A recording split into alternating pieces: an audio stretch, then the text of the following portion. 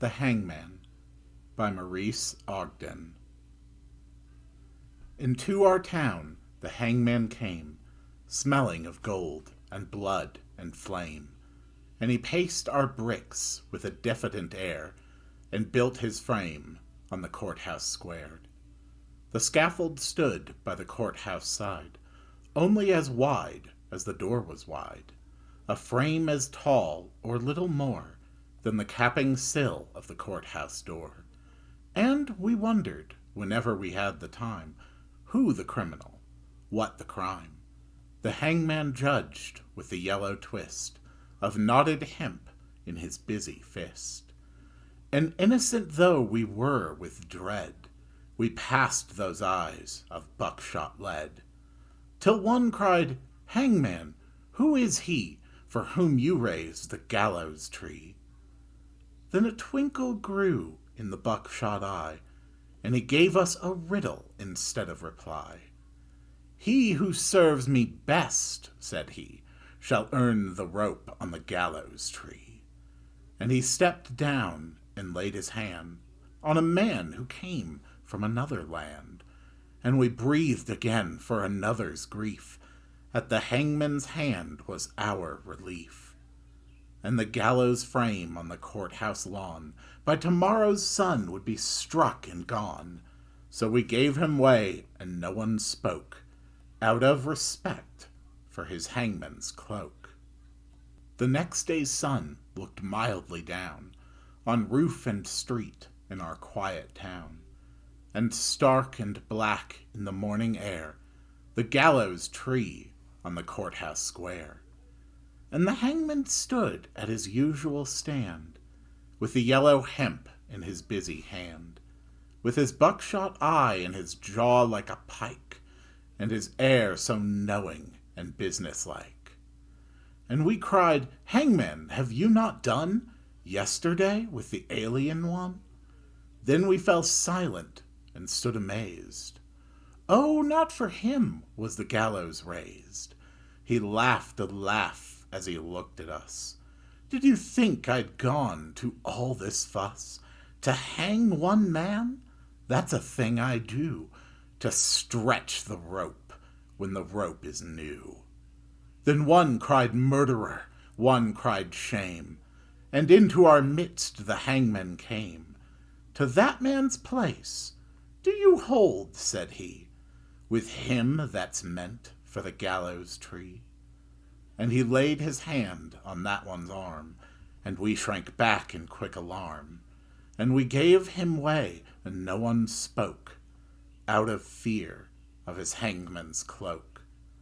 That night we saw with dread surprise the hangman's scaffold had grown in size. Fed by the blood beneath the chute, the gallows tree had taken root, now as wide or little more than the steps that led to the courthouse door, as tall as the writing, or nearly as tall, halfway up on the courthouse wall.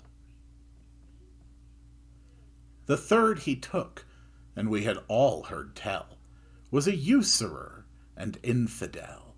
And "What," said the hangman, "have you to do with the gallows bound, and he a Jew?" And we cried out, "Is this one he who has served you well and faithfully?" The hangman smiled. "It's a clever scheme to try the strength of the gallows beam." The fourth man's dark, accusing song had scratched out comfort hard and long. "And what concern," he gave us back, "have you for the doomed and black?" The fifth, the sixth, and we cried again, "Hangman, hangman, is this the man?" "It's a trick," he said, "that we hangmen know, for easing the trap when the trap springs slow."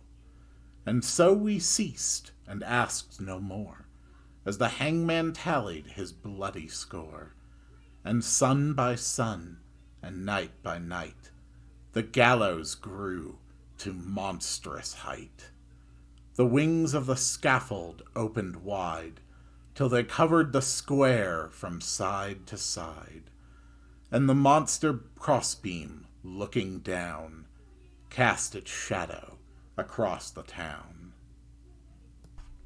Then through the town the hangman came, and called in the empty streets my name.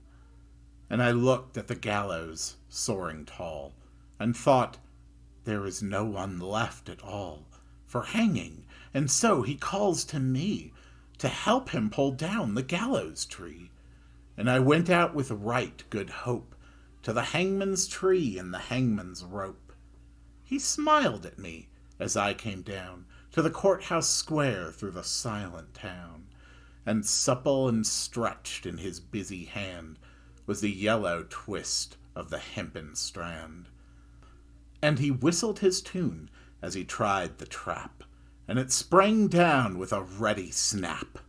And then with a smile of awful command, he laid his hand upon my hand.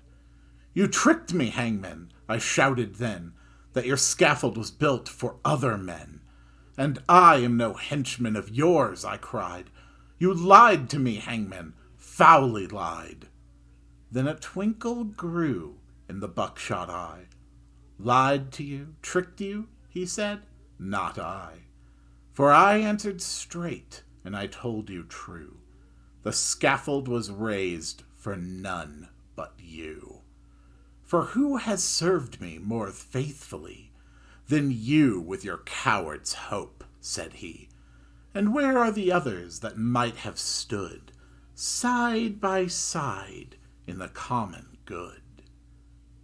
Dead, I whispered, and amiably, murdered the hangman, corrected me. First the alien, then the Jew.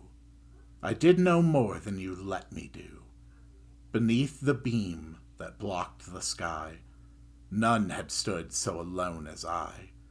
And the hangman strapped me, and no voice there cried stay for me in the empty square.